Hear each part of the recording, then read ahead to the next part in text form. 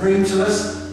It brings security, not just in this life, but actually in the life to come. The New Testament tells us that whoever believes in him, that's Jesus, whoever believes in him shall not perish, but have eternal life. It's that word again, eternal. Whoever believes in Jesus shall not perish, but have eternal life.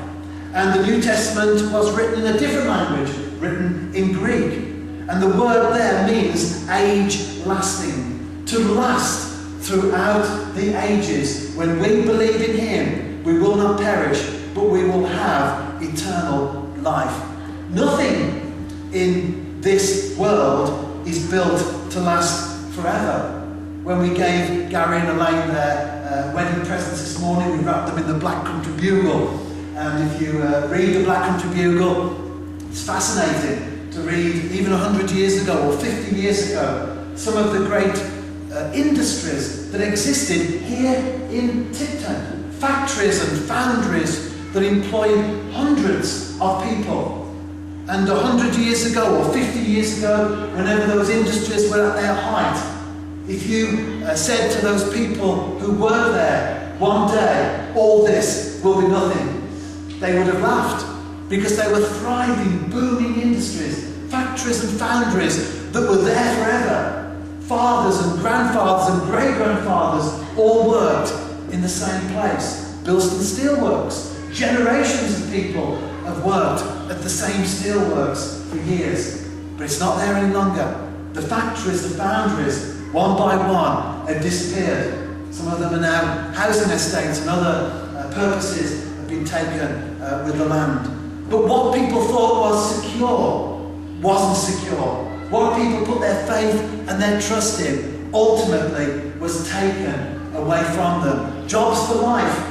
Kids at school would just say, when I leave school, I'm going to work in the same place that my dad works, that my grandfather works, that my great-grandfather worked, and so on before them. But those places no longer exist. We think about the eternal nature of God. Not only do we have security in this life, security in the life to come, but we have security in his word, the Bible. We can trust it. We can depend upon it. Like we were saying earlier with the basis of faith, we can trust what the Bible teaches us because it comes from the eternal nature of God. Psalm 119 tells us, speaking of God, your word is eternal. It stands firm in the heavens. That's a lovely picture of God's word being true, reliable, and totally unshakable. Jesus himself said in Matthew 24, heaven and earth will pass away, but my words will never pass away. And that's why we can trust the Bible.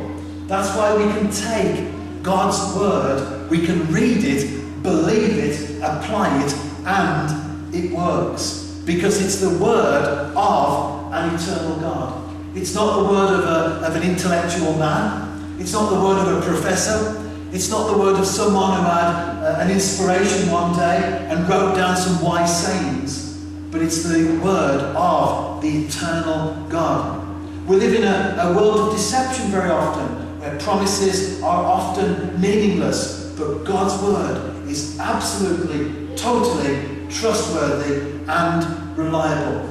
The security that God offers is only made possible because of his eternal nature. If he wasn't eternal, we couldn't say these things about it. There's not one of us here today, myself included, that we could say to people, I can give you security in this life, in the life to come. You can trust every word that I say. Because we're not God, but God alone is eternal. And because of that, we can trust him. We can depend on him. We can have that security that only comes through God.